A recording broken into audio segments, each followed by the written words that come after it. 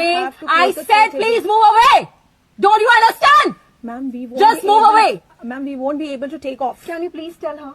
Can you please explain her? Ma'am, I've asked her. She has just. Can you explain her? Huh? So I don't know whether this is a video made for entertainment purpose or this was footage of an actual event. Now this lovely lady in the economy class with a designer bag is refusing to take their bag off of the meal tray table, and this poor cabin crew member is trying their level best to take the bag and put the tray table in its secured position so they can take off. So I'm not here to criticize or comment on this video. I'm here to explain why you should not place anything on the meal tray table during takeoffs and landings.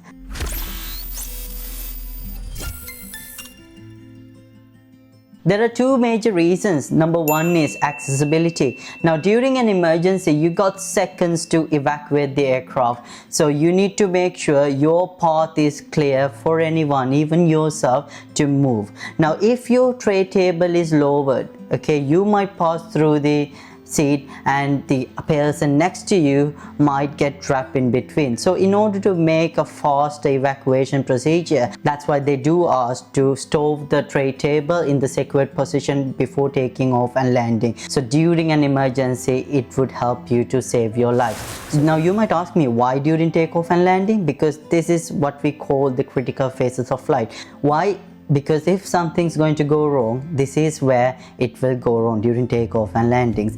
Now car pilots, aircraft engineers and cabin crew, they make sure you're seated properly, that if an emergency occurs, you are in a safe position to leave the aircraft safely.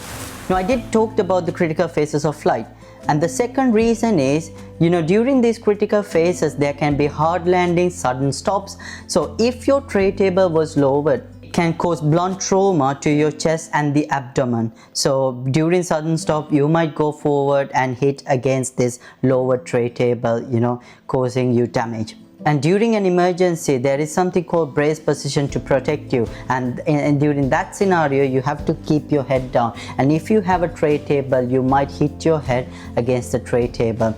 So these are the two major reasons, but this is not just a safety tip, this is the regulation, and the exact regulation stipulates no certificate holder may move an airplane on the surface, take off or land unless each food and beverage tray and seat back tray table is secured in its stored position.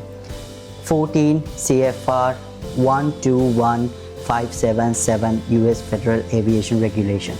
So what are the consequences of not obeying these laws? Well, it's simple. They might ask you to leave the aircraft, and also you might cause delays for the other passengers as well. So next time when you're on an airplane, make sure your tray table is in its secured position for takeoff and landing and during the physical phases of flight. I'll see you with another video next time. Keep fixing.